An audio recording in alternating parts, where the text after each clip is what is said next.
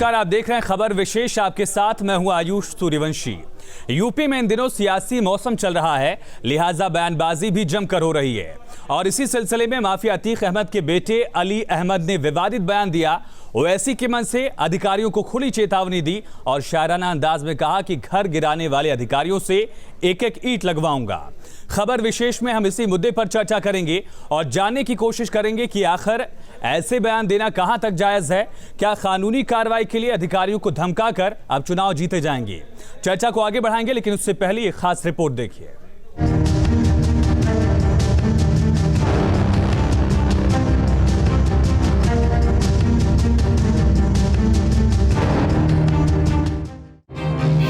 चला बुलडोजर तो बौखलाया बाहुबली का बेटा।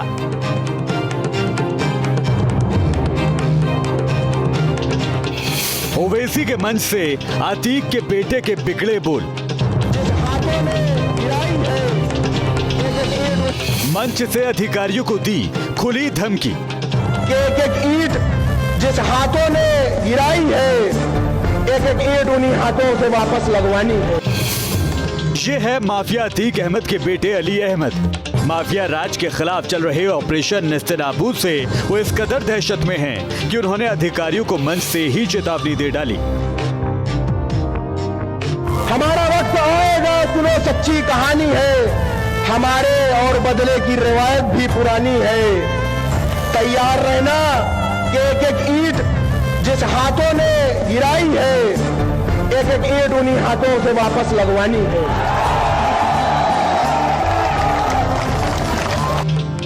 दरअसल ये मंच ओवैसी का था और कुछ न कुछ विवादित तो होना ही था। और इस बार माइक संभाल लिया माफिया अतीक अहमद के बेटे अली अहमद ने। ऑपरेशन नेस्तनाबूद से माफिया कुनबा सदमे में है, तो दूसरी तरफ ओवैसी इन्हीं माफिया और अपराधियों के दम पर यूपी में सियासी जमीन तलाशने की जुगत में है। तो समाजवादी पार्टी भी सरकार पर सवाल खड़े कर रही है। जनता पार्टी कानून व्यवस्था उत्तर प्रदेश में बनाए रखने में नाकाम हो रही है। ऐसी सरकार को सत्ता में रहने का कोई अधिकार नहीं है। कोई भी जाति धर्म का व्यक्ति हो, अगर कानून है तो उसको कानून का पालन करना होगा। लेकिन इन सब के उलट बीजेपी का स्टैंड क्लियर है। पार्टी का ये कहना है कि प्रदेश में अब माफिया के लिए कोई जगह नहीं है।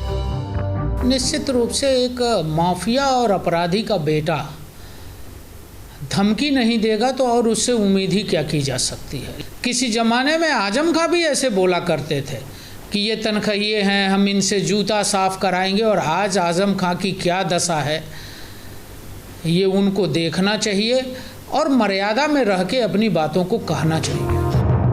लिहाजा ये साफ हो गया है कि ध्रुवीकरण की आड़ में यूपी में सियासी जमीन तलाशने आए ओवैसी लोगों के जहन में नफरत घोलने की पूरी कोशिश कर रहे हैं। Team news state.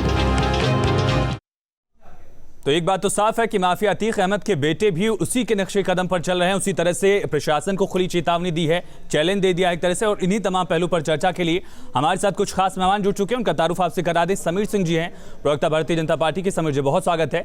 और अभिषेक सोम जी, नेता समाजवादी पार्टी के। अभिषेक जी, आपका भी बहुत स्वागत है।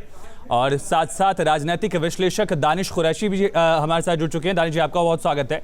समीर जी, सबसे पहला सवाल आपसे ही है, ये खुला चैलेंज है एक माफिया के बेटे की तरफ से उस प्रशासन को जिसके खिलाफ कानूनी कार्रवाई कर रहा है। क्या हैदराबाद की फिजाओं से जो जहर देखा था हमने असदुद्दीन ओवैसी के भाई का, वही जहर अब यूपी की फिजा में घोलने की साजिश है? और अगर ऐसा है तो क्या कार्रवाई की जा रही है? क्योंकि ये चुनौती अधिकारियों को हुई है और साथ साथ प्रशासन शासन को, दोनों को है। समीर जी, देखिए, उत्तर प्रदेश में माननीय योगी जी की मुख्यमंत्री हैं और उनकी सरकार है। और योगी जी सरकार में आने के बाद 2017 में भी उन्होंने कहा था कि हम अपराध पर जीरो टॉलरेंस रखेंगे और उसको कायम किए हुए। अपराधियों की जगह जेल में है, अपराधी जेल में पहुंच गए हैं और इनके पिता भी जेल में हैं। अपराधियों की जगह बाहर नहीं है।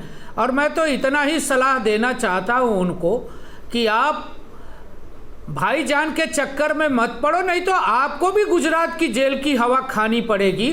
जिस प्रकार की भाषा का आप समीर जी, इस्तेमाल कुछ और कर बाकी रहे हो, रह गया है क्या? उत्तर जेल की हवा प्रदेश में खिलाने उस के लिए भाषा की कानूनी कोई कार्रवाई के लिए जगह कुछ नहीं और है बचा है और क्या? अपराध की कोई इतना जगह कुछ कह जाना, खुली चुनौती दे देना कि अगर हम सत्ता में आए तो एक एक ईंट लगवाएंगे अधिकारियों से, हमारी पुरानी रवायत है बदले की, इसके बाद भी क्या कानूनी कार्रवाई में कुछ अभी बचा है? देखिए, उनको जी कहें उनको सीख लेना चाहिए उत्तर प्रदेश के अंदर आजम खान से, कि आजम खान ने भी कभी इसी तरह का बयान दिया था कि हम जूता साफ कराएंगे, ये तनख्वाहिया हैं, और आज आजम खान कहाँ हैं?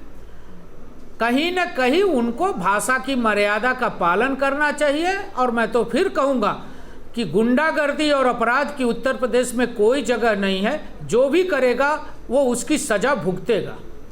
अभिषेक जी, इसे किस तरह से देखते हैं? भारतीय जनता पार्टी की तरफ से जो आश्वासन दिया जा रहा है कि जो भी इस तरह के बयान देगा उस पर कार्रवाई की जाएगी, लेकिन सवाल इस वजह से भी अहम है क्योंकि माफियाओं की जाति देखी जाती है, धर्म खोज लिया जाता है, और जब कार्रवाई होती है तो कहा जाता है कि फला जाति पर कार्रवाई हो रही है और फला धर्म के नाते कार्रवाई की जा रही है। अभिषेक जी, देखिए समीर जी, चाहे ओवैसी हो चाहे भारतीय जनता पार्टी हो, दोनों की विचारधारा मिलती जुलती हैं। दोनों पार्टियों की विचारधारा कट्टरपंथी सोच है, धर्म के नाम पर राजनीति करती हैं। आप देख लीजिए, भाजपा का हिंदू नेशनलिज्म पर काम करती है, ओवैसी है वो मुस्लिम नेशनलिज्म पर काम करते हैं। हम लोग तो समाजवादी लोग हैं, सभी धर्मों का सम्मान करते हैं, और जनता इन दोनों तरह के लोगों को और दोनों तरह की विचारधाराओं से दूर रहना चाहती है और इनको सबक सिखाना चाहती है। आप ये मेरे बड़े भाई है समीर सिंह साहब, ये कह रहे हैं आजम खान पर हमने कार्रवाई करी, उन्होंने इस तरह के बोले, उन्होंने एक संस्थान बनाया, एक शिक्षण संस्थान बनाया, आपने उस पर बुलडोजर चला दिया। आप उनसे माफियाओं से तुलना कर रहे हैं, आपको शर्म आनी चाहिए। उस विश्वविद्यालय में बच्चे पढ़ते, कोई डॉक्टर बनता, कोई अधिकारी बनता, कोई आईएएस बनता, देश की सेवा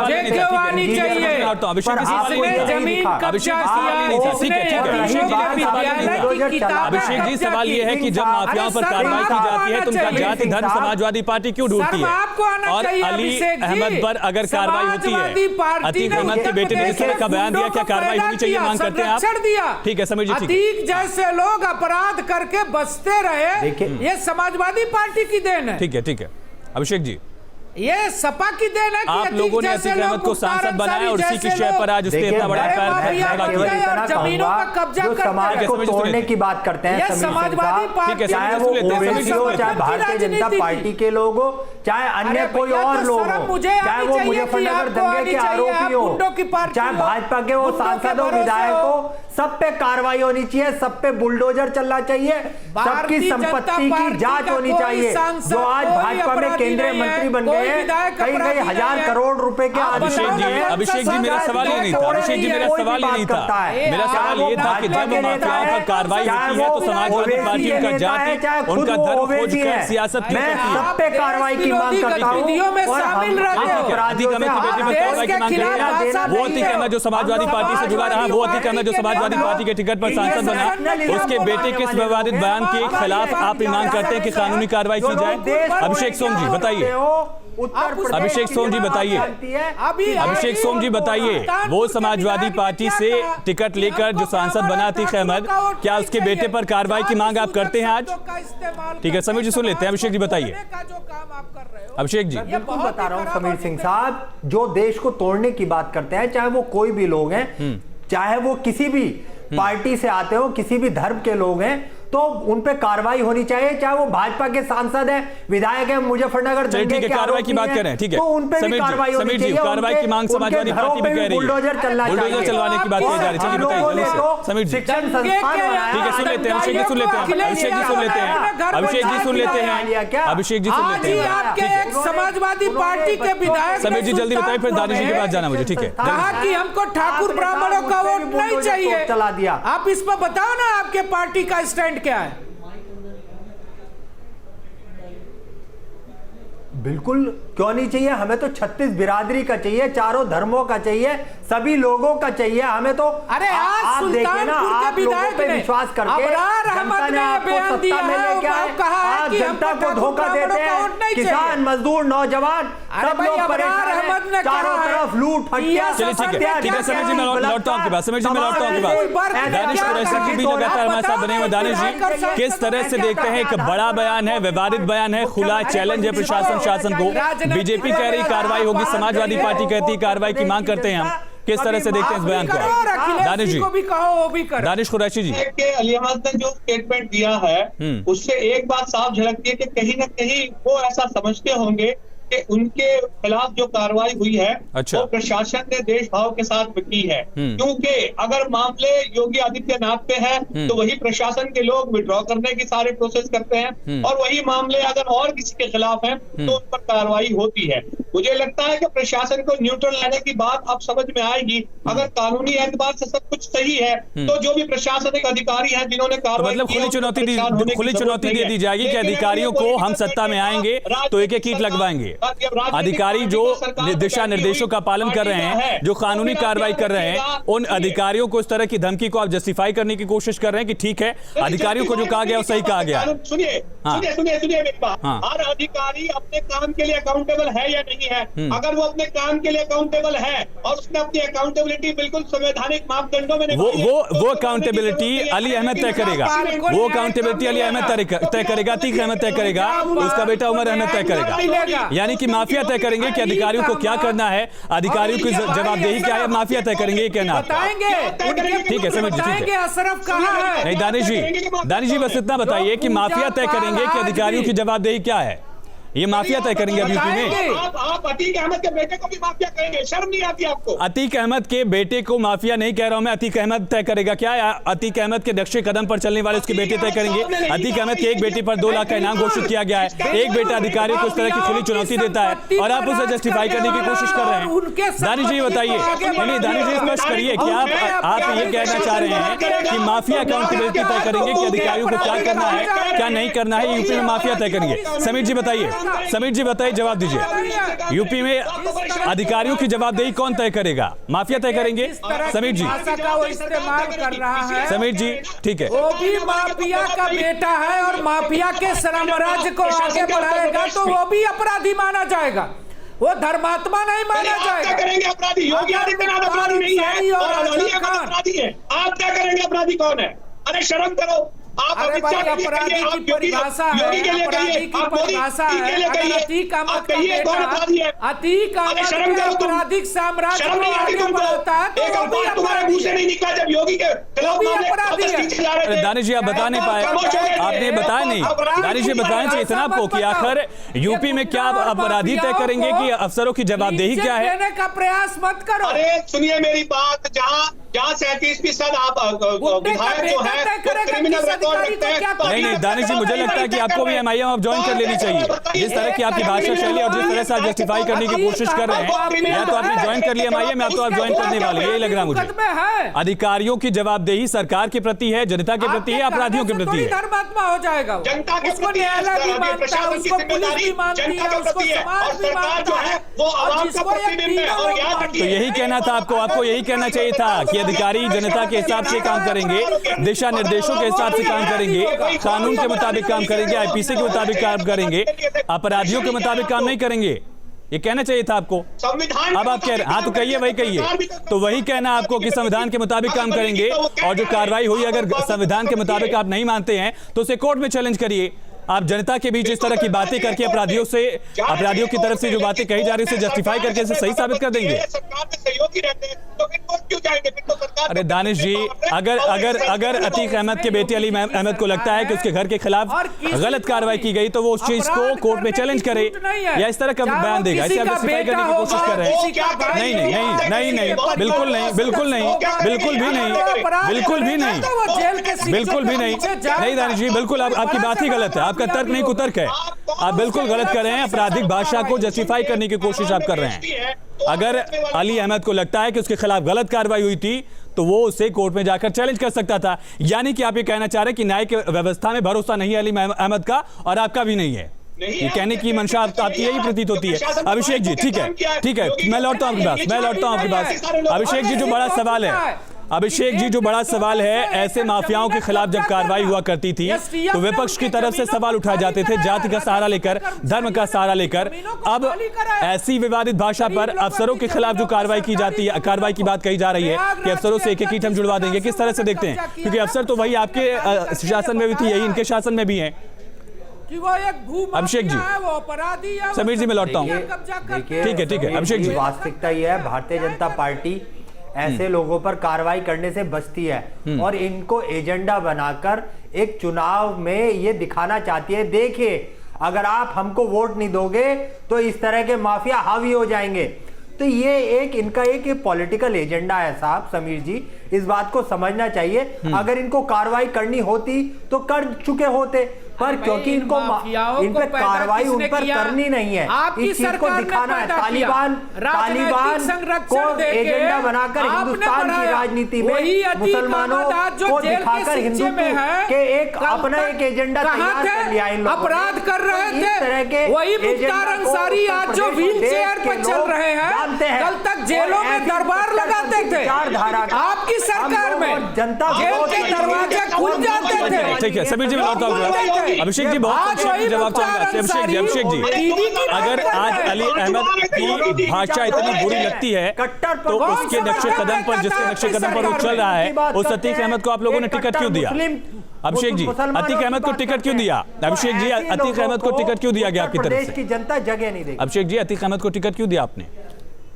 देखिए, जब हमें लगा था कि उनकी विचारधारा वो सही है तो जब तक वो पार्टी के साथ थे, जब हमें लगा कि वाकई में ही उनका पार्टी से में रहना हमारे लिए नुकसानदायक है और वो वाकई में ही एक गलत छवि के आदमी है, तो हमने पार्टी से बाहर का रास्ता दिखाया। और माननीय अखिलेश यादव जी जो राष्ट्रीय अध्यक्ष जी हैं, कभी भी ऐसे अपराधियों को उन्होंने अपने कभी भी उन्होंने जगह नहीं दी है और उन्होंने पार्टी से बाहर का रास्ता ठीक है समीर जी, बड़ा सवाल और स्पष्ट सा सवाल है। ठीक है समीर जी, भाई को ज्वाइन कराए हो समीर जी, ठीक है, सिबताउल्लाह को कौन ज्वाइन कराया? उस पर जवाब ले लूंगा मैं। ठीक है, उस पर जवाब ले लूंगा। ठीक है समीर जी, जो मेरा सवाल है, ठीक है समीर जी, पूरा परिवार 25 तारीख का वीडियो बताया जा रहा है। समीर जी, वीडियो 25 तारीख का बताया जा रहा है, आज 29 तारीख हो गई। शहजादे पर शिकंजा कब कसा जाएगा? पार्टी में समीर जी लोग हैं गुंडे। समीर जी ठीक है अभिषेक जी, ठीक है समीर जी, वीडियो 25 सितंबर का बताया जा रहा है, आज 29 सितंबर हो गया। शहजादे पर शिकंजा कब कसा जाएगा? समीर जी, को शांति मिल जाए, कब कार्रवाई करेंगे? मेरे पास वक्त कम है, जल्दी। देखिए, निश्चित रूप से पुलिस कार्रवाई करेगी और इस तरह की भाषा का उत्तर प्रदेश में कोई जगह नहीं है। कानून का राज है, योगी आदित्यनाथ जी मुख्यमंत्री है। और अभी मैं सपा के प्रवक्ता को सुन रहा था, वो बड़े बड़े भाषण दे रहे। अभी मुख्तार अंसारी के भाई को समाजवादी पार्टी किसने ज्वाइन कराई? गुंडों के भरोसे राजनीतिक दल चलाने वाले अंसारी के भाई, उनके रिश्तेदार भाइयों के भाई, तमाम पूरा परिवार, पूरा खानदान, जब तक अतीक अहमद सब माफिया है आपके साथ था, तब तक माफिया नहीं था और आपके पास बाहर चला गया तो आप सभी मिलने वाले गलत हो जाएंगे। तब निकाले कुलदीप सिंह सेंगर, अरे भाई आप ये बताइए, बयानबाजी से की हत्या किसने की थी? दंगाइयों को चाय पिलाने वाले अखिलेश यादव, पार्टी के कार्यकर्ता थे, दानिश कुरैशी, मेरे पास वक्त कम, 20 सेकंड आपको दे पाऊंगा। अब तो निंदा कर दीजिए, कह दीजिए कि जो कहा अली अहमद ने गलत कहा, अब तो कह दीजिए दानिश जी, कार्रवाई की मांग 20 सेकंड दानिश जी कहिए। दानिश जी ठीक है, दानिश जी ठीक है, समीर जी ठीक है, अभिषेक जी ठीक है, दानिश जी को सुन लेते भाई, सुन लीजिए। हिंदुस्तान के मुसलमानों को डराना चाहती है दानिश जी, अब तो निंदा कर दीजिए, हिंदुत्व का एजेंडा चलाकर वोट पाना चाहती है। ठीक है दानिश जी, आप रहे हो हिंदुस्तान के मुसलमानों को। ठीक है समीर जी, दानिश जी कहिए, दानिश जी अगर आप सुन पा रहे हैं मुझे तो जवाब दीजिए। उत्तर प्रदेश के मुसलमानों का विकास करना चाहते हैं। आपका आदर्श अब्दुल कलाम क्यों नहीं हो सकते? जब भी तो आपने रामपुर में जौहर विश्वविद्यालय को हमला तो आपने बुलडोजर चला के। चलिए, बहुत शुक्रिया समीर जी आपका इस चर्चा में जुड़ने के लिए, अभिषेक जी आपका, दानिश जी आपका भी चर्चा में शामिल होने के लिए।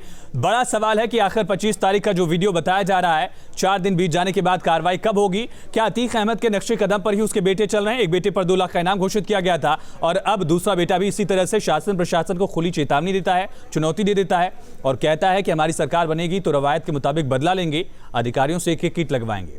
फिलहाल चर्चा में इतना ही, खबरें लगातार जारी, बने रहिए।